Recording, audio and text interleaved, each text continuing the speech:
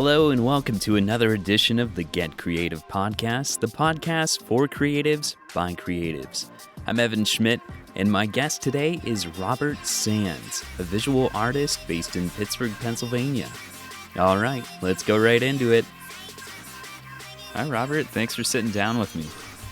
Hello, Evan. So the question is, what is one thing that you know now that you wish you knew back when you started? Yeah. All right. That could be a bit of a hard chore for me to actually do that, because I started when I was about 8 or 9 years old. So, there are things that I know now that I don't think I could have actually done or even thought about then. You know what I'm saying?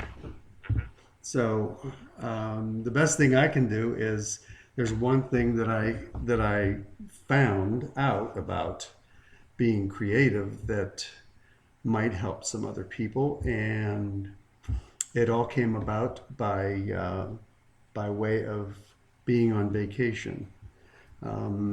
We went to New Jersey, Avalon, New Jersey, and went to the beach every day. And every day, a plane went up and down the beach, and the airplane was dragging a sign, and the sign said, "Avalon, we're never on vacation." And it took me about 3 or 4 days of seeing that plane coming by about every 15, 20 minutes up and down the beach before I realized that creative people are never on vacation. We take in so many things and we process them, and we're bombarded with visuals, with all kinds of stimuli which makes us a bit crazy, because it means that everything is usable. You know what I'm saying? And what it does is it makes you never on vacation, because you're always seeing, putting that into a painting or applying it to something that's creative, and so you're never relaxed. You're always taking that input and sort of using it. Now, I didn't realize it until I was probably middle 20s, late 20s, when I realized and saw that airplane with that sign. And so I did a painting, and the painting is people on a beach walking back and forth, and the plane is up in the air dragging a sign, and it just says, "Never on vacation." And I've lived by that now for a long time, because I realized that you can't stop. Once you start down the creative road, you just can't stop. That's really interesting. So, from the time an artist or a truly creative person wakes up until he tries to get some sleep, there's just, it's a constant barrage, and you can't do things fast enough. That's why in the late 70s, early 80s, I was so fascinated with technology, because it enabled me to start doing things faster, and so that I was more productive as a creative person. And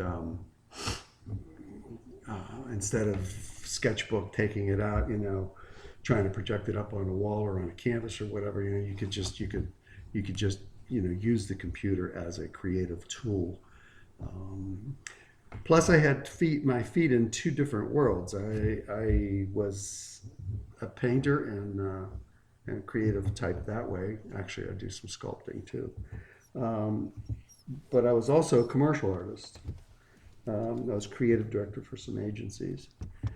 And so I was at least fortunate enough to have a job that was related to the finer art person in me. And a lot of people do. I was reading a newspaper article the other day, and they had an artist here in Pittsburgh who is a sculptor. He's very fine, does very fine wood sculpting, and he spent his life sculpting. But the other part of his life, the money making part, he worked in the post office. And I don't know if I could have ever done that. Worked at something that was not related to being creative. Oh yeah. I guess there's something to be said for just stamping stuff all day long, or just a mindless kind of thing, so that whenever you go home you can express yourself creatively. But I was never a person that could do that. I was, I always wanted to. I always was creating something, either in my mind or making plans to doing stuff. Yeah, that's all good. So what are you excited about right now? What are you working on? Well, what I'm working on right now is when I got out of art school, the director of the school wanted me to do a one-man show, and it was a year out. And so I as a discipline or whatever, I did a painting. I tried to do a painting every month for that year. So there were at least 12 pieces of art in the show. They were very interesting pieces, and they got water damaged, and so I am resurrecting them and repainting them. So that's my project now. That happened early 70s. That work was done in the 70s.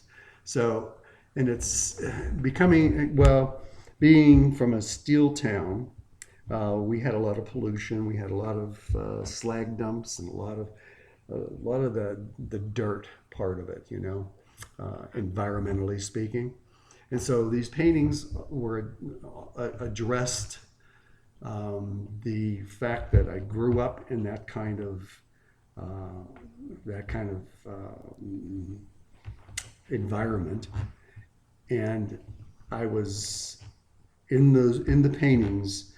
There's always a pastoral kind of scene, like things got to get better. So I sort of think that it's almost relevant to what is happening today. There's the fracking is going on and all this other kind of crap, and so it hasn't changed that much. It hasn't gotten that much cleaner, and the atmosphere is getting dirtier. And so even early on in the 70s, we saw that it could be a better place if we just applied ourselves. And they're not surrealistic so much as their comments about environments and nature. So maybe maybe I'll be able to, in retrospect, see if people have any interest in them. Yeah, you never know. Well, Robert, thank you for your time today.